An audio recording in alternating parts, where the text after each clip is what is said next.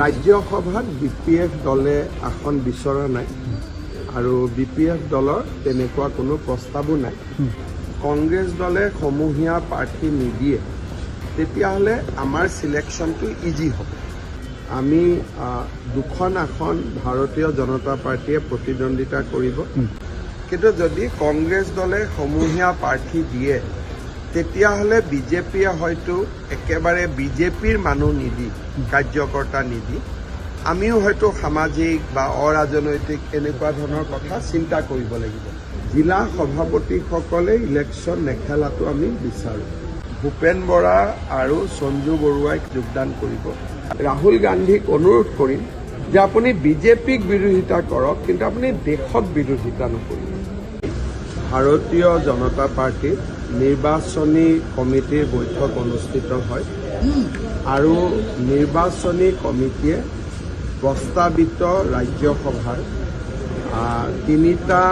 তিনিখন আসনৰ বাবে আমি এটা নামৰ পেনেল প্ৰস্তুত কৰোঁ আৰু সেই পেনেলটো অহাকালি কেন্দ্ৰীয় সংসদীয় বোৰ্ডলৈ প্ৰেৰণ কৰিবলৈ আমি ৰাজ্যিক সভাপতি দিলীপ শইকীয়া ডাঙৰীয়া আমি দায়িত্ব ন্যস্ত কৰোঁ। ইয়াৰ উপৰিও অহা 28 ফেব্ৰুৱাৰীৰ পৰা আমাৰ ভাৰতীয় জনতা পাৰ্টীৰ জন আশীৰ্বাদ যাত্ৰা আৰম্ভ হ'ব। সেই বিষয়ে কোনটো ৰাস্তা দি হ'ব, কেনেকৈ হ'ব, কোন থাকিব, এই বিষয়েও আজি আমাৰ আলোচনা হয় আৰু অহাকালি ৰাজ্যিক সভাপতি দিলীপ শইকীয়া ডাঙৰীয়াই জন আশীৰ্বাদ যাত্ৰাৰ যিটো স্বৰূপ হ'ব সেই স্বৰূপ সম্পৰ্কে আপোনালোকক অৱগত কৰিব। বিশেষকৈ আজি দুটা বিষয়ে আলোচনা হৈছে, ৰাজ্যসভাৰ বাবে নমিনেশ্যন, দ্বিতীয়টো জন আশীৰ্বাদ যাত্ৰা। বিজেপি কেইবাগৰাকীও বিচাৰিছিলে ৰাজ্য, যদি বিৰোধীয়ে সমূহীয়া প্ৰাৰ্থী দিয়ে তেতিয়াহ'লে আমাৰ প্ৰাৰ্থীগৰাকী কেনেকুৱা হ'ব তাক আমি সিদ্ধান্ত ল'ব লাগিব, আৰু বিৰোধীয়ে যদি সমূহীয়া প্ৰাৰ্থী নিদিয়ে তেতিয়াহ'লেও আমাৰ প্ৰাৰ্থীগৰাকী কেনেকুৱা হ'ব সেই বিষয়েও আমি সিদ্ধান্ত ল'ব লাগিব। গৌৰৱ গগৈয়ে প্ৰকাৰণতে আজি কৈছে যে তেওঁলোকৰ জিকাৰ বা তেওঁলোকে গ্ৰহণ কৰিব পৰা ক্ষমতা নাই, ইতিমধ্যে স্বীকাৰ কৰিছে। যদি কংগ্ৰেছ দলে সমূহীয়া প্ৰাৰ্থী নিদিয়ে তেতিয়াহ'লে আমাৰ সিলেকশ্যনটো ইজি হ'ব, কিন্তু যদি কংগ্ৰেছ দলে সমূহীয়া প্ৰাৰ্থী দিয়ে তেতিয়াহ'লে বিজেপিয়ে হয়তো একেবাৰে বিজেপিৰ মানুহ নিদি কাৰ্যকৰ্তা নিদি আমিও হয়তো সামাজিক বা অৰাজনৈতিক এনেকুৱা ধৰণৰ কথা চিন্তা কৰিব লাগিব। কিন্তু যদি কংগ্ৰেছ বা UDF দলে যুটীয়াভাৱে প্ৰাৰ্থী নিদিয়ে তেতিয়াহ'লে আমি আমাৰ বিজেপিৰে কাৰ্যকৰ্তাক আমি দিব লাগিব বা আমাৰ সহযোগী দলসমূহৰ ভিতৰত আমি দিব লাগিব। কিন্তু BPFৰ পৰা ৰাজ্যসভাৰ কোনো সদস্য আমাক বিচৰা নাই। আমাৰ 26ৰ নিৰ্বাচনত যিটো ৰায়চুমাৰী বুলি কয়, সেই ৰায়চুমাৰী বা আমি কওঁ হিন্দীত ৰায়চুমাৰী, অসমীয়াত অৰ্থ হ'ল মতামত সংগ্ৰহ কৰা। ইতিমধ্যে আমাৰ সমগ্ৰ ৰাজ্যখনতে মতামত সংগ্ৰহ কৰা হৈ গ'ল। জিলা সভাপতিসকলে ইলেকশ্যন নেখেলাটো আমি বিচাৰোঁ, কিন্তু কোনোবা জেগাত আমাৰ 35জন জিলা সভাপতি আছে, কোনোবা জেগাত যদি জিলা সভাপতিজনৰ নাম আহে লগত আৰু বেলেগ তেনেকুৱা প্ৰভাৱী কেণ্ডিডেট নাথাকে তেতিয়াহ'লে এক্সেপশ্যন হ'ব পাৰে। ৰুল হ'ল জিলা সভাপতি বা মণ্ডল সভাপতিয়ে ইলেকশ্যন নেখেলে, কিন্তু পাৰ্লিয়ামেণ্টাৰী বৰ্ডৰ সদায় এটা অধিকাৰ থাকে, কিবা যদি বেলেগ কৰিব খোজে বা সিদ্ধান্তৰ পৰা তেওঁলোকে সিদ্ধান্ত সলনি কৰাৰ কৰ্তৃত্বও তেওঁলোকৰ থাকে। ভূপেন বৰা আৰু সঞ্জু বৰুৱাই কালি যোগদান কৰিব। তাৰ পিছত নৰ্থ লখিমপুৰত এখন যোগদানৰ সভা হ'ব য'ত ভূপেন বৰাৰ ৰাজনৈতিক সতীৰ্থসকলে যোগদান কৰিব। আৰু কালি যদি আৰু কোনোবা লগত দুই এজন আহে, দিলীপ শইকীয়া ডাঙৰীয়াই জানিব, মই যোগদানৰ বিষয়ে একেবাৰে মই খবৰ কৰা নাই যে লগত কোন আহিব কোন নাহিব। বিজেপি পেনেলত এই ৰাজ্যসভাৰ আসনৰ বাবে কিমান নাম উঠিছিল আমি খুব সম্ভৱ দুটা ছিটৰ বিপৰীতে আমি 10-12টা নাম পঠিয়াম আৰু নামখিনি দিলীপ শইকীয়া ডাঙৰীয়াই ফাইনেলাইজ কৰিব। 28 ফেব্ৰুৱাৰীৰ পৰা আপোনাৰ নামো উচ্চাৰিত হৈছে। ৰাজ্যসভাত BPF দলে আসন বিচৰা নাই আৰু BPF দলৰ তেনেকুৱা কোনো প্ৰস্তাৱো নাই। আমি 2খন আসন ভাৰতীয় জনতা পাৰ্টীয়ে প্ৰতিদ্বন্দ্বিতা কৰিব, আনখন আসনতো আমি প্ৰতিদ্বন্দ্বিতা কৰিব বিচাৰোঁ আৰু তাৰ কেনেকুৱা কি বিধায়কৰ সংখ্যা কেনেকুৱা হ'ব, কংগ্ৰেছ বা UDFে যুটীয়াভাৱে প্ৰাৰ্থী দিব নেকি, এই গোটেই কথাখিনি চোৱাৰ পিছতহে তৃতীয় ছিটটোৰ আমি কৰিব লাগে বুলি আপোনালোকে নিজেই জানে মই কি কৰি আছো। ডেইলি CM ট্ৰিপলে চৰকাৰী চাকৰি যি কৰিব লাগেতো ময়ে কৰি আছো, সেইটো সুধিবলগীয়া কি আছে? আপোনালোকেতো দেখাই পাই আছে, আপোনালোকৰ টিভিত ওলাই আছে ডেইলি।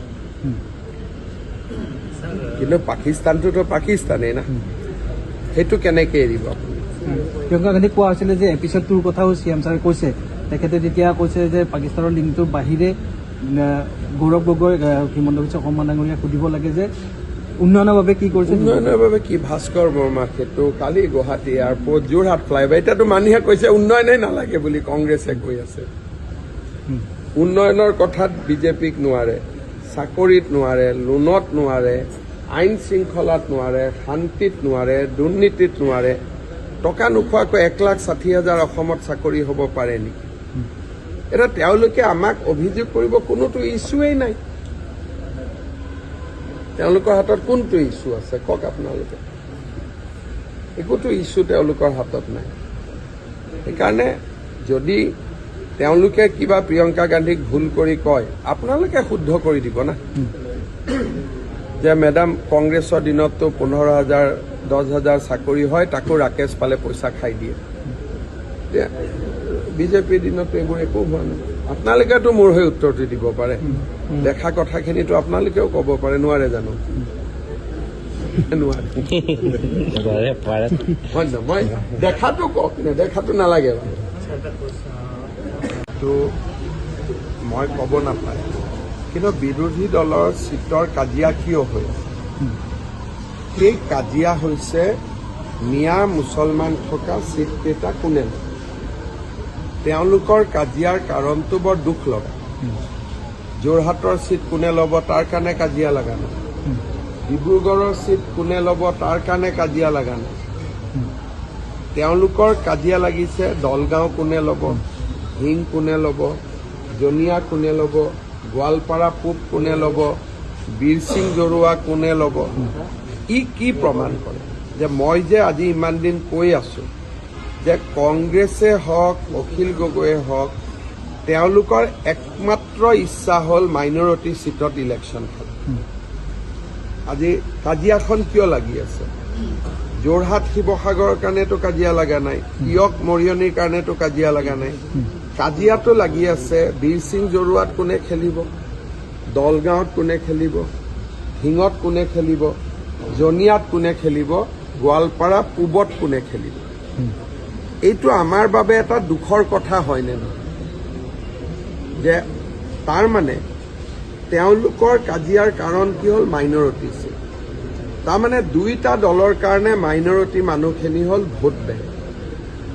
প্ৰকান্তৰে মই কোৱা কথাখিনিকে তেওঁলোকে স্বীকাৰ কৰিছেনে নাই যে মেজৰিটি মানুহ থকা ছিটত আমাৰ ৰাজনীতি নাই, আমি মাইনৰিটি থকা ছিটতে ৰাজনীতি কৰিব খোজো।